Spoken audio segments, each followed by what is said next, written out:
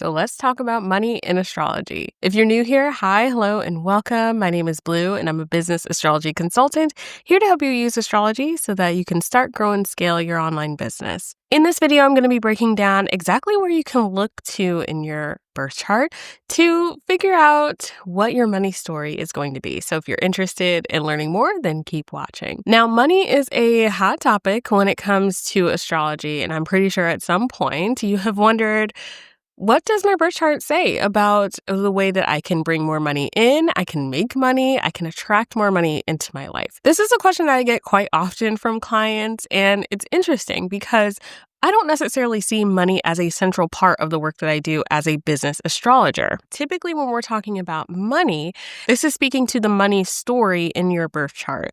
This could be money that you generate through your occupation or your business if you are an online business owner, but this could also mean money that you attract into your life and that you bring in, or money that leaves your life through other means. So you can think of it as a adjacent topic to career and business. I actually have a full video that breaks down similar topics. So definitely check that out after this one if you have further questions on what actually qualifies in business astrology versus adjacent topics. But back to the topic at hand, speaking about money. The money houses play an important role in deciphering how easily or challenging money can flow in and out of your life. But I do want to just really bring home the fact that this is very different from career and business. In fact, there are major differences when it comes to the wealth houses and the money houses in astrology. Now, if you're familiar with me and my work, then you've heard me talk about the wealth houses, which are the main houses within the birth chart that I work with when it comes to specifically career and business. This is more of what I specialize in as a business astrologer. So this would be the second house, the sixth house, and the 10th house. I work with these houses quite frequently as they are more closely aligned to occupation and career. However, the money houses differ because the money houses focus on the flow in which money flows in and out of your life, whereas the wealth houses are telling an overall story based on your career and business based on your birth chart. These are two important distinctions that you have to keep in mind when you're looking at the birth chart. You want to distinguish what exactly is the goal here. What are we examining? What is it that we're looking to? Because the answer may involve different placements and different houses for you. But now that we have that out of the way, let's break down what the money houses are. Now, unlike the wealth houses, there are 4 money houses or houses within the birth chart that correlate and correspond to your individual money story. So we're going to be going in chronological order, the first one being the second house.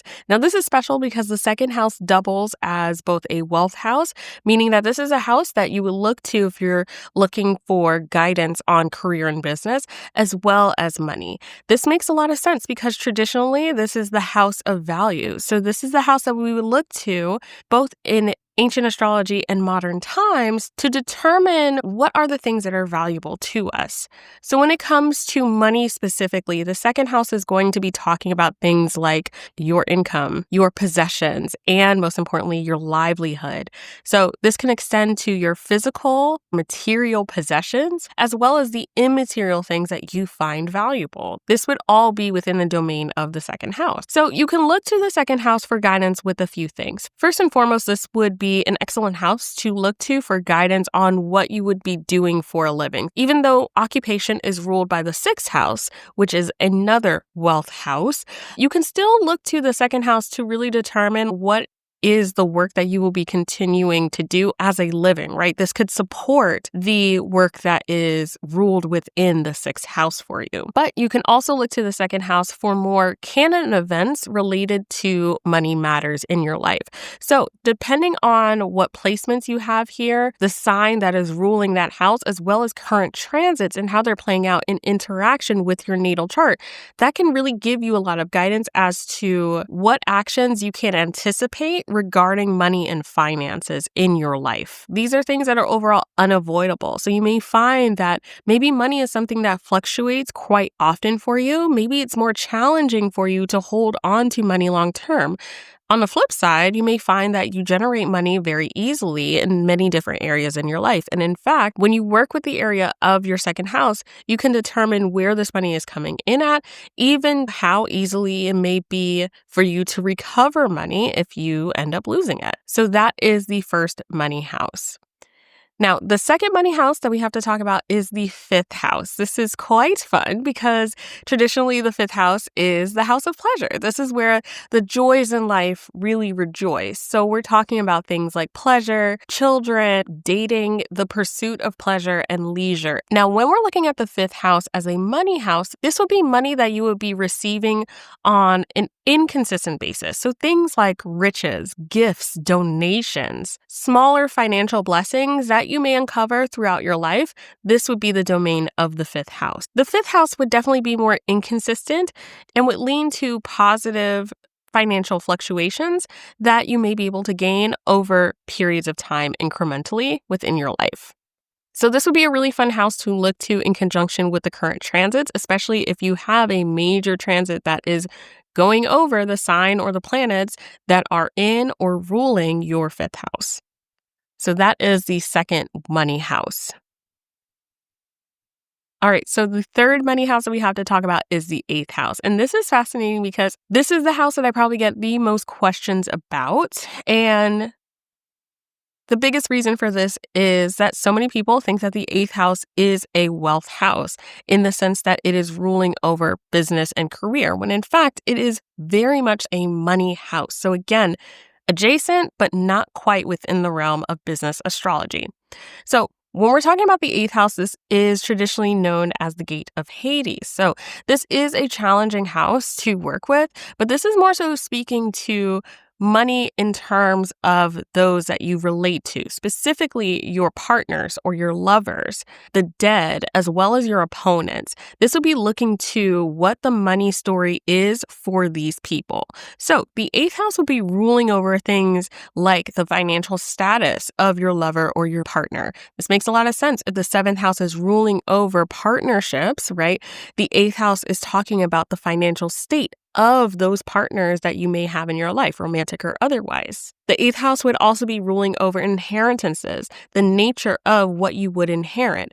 Again, the nature of this video, we're talking about money specifically, but this can also extend to immaterial inheritances as well, especially from those that you receive from the dead and also your opponent. So if you are encountering any kind of like legal battles, lawsuits, things of that nature, the eighth house can speak to the state of your opponent if it makes sense to move forward with these legal battles, potential outcomes for these battles as well. These could all be things relating to the eighth house. So this is the third money house. All right, and we have the fourth and final money house, which is the 11th house. Traditionally, the 11th house is such a optimistic house, and it is really a nice note to wrap up the money houses because this is speaking to hopes, gifts, communities, dreams. And when it comes to the money themes that the 11th house rules over, we're talking about prosperity, financial advancement, and enrichment. So things that may come in and leave a really long-lasting impact for you and your money story.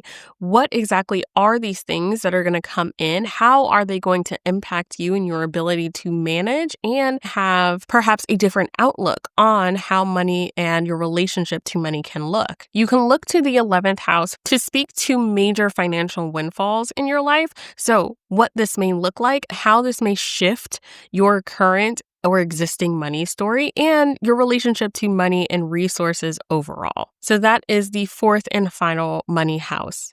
What I love about all of the money houses is that they work together to tell a really important story about your relationship to money overall, as well as when these financial events may occur for you throughout your life. This is why it's so important to know that astrology is about more than just you. It's about everything that impacts your life as well as the people in your life. There's also such a big empowerment in knowing what your money story is. So if you find that you have more challenging placements in one or all of the money houses, right? It is so empowering to know that because then you know how to move accordingly.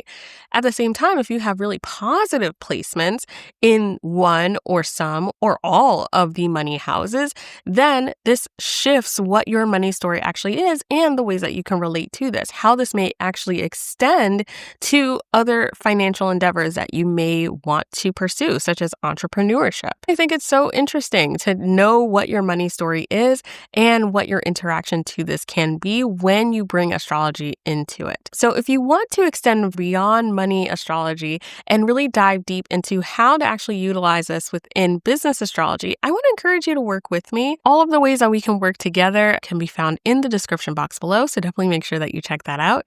I can't wait to see you inside of the offers and, of course, in the next video. Bye.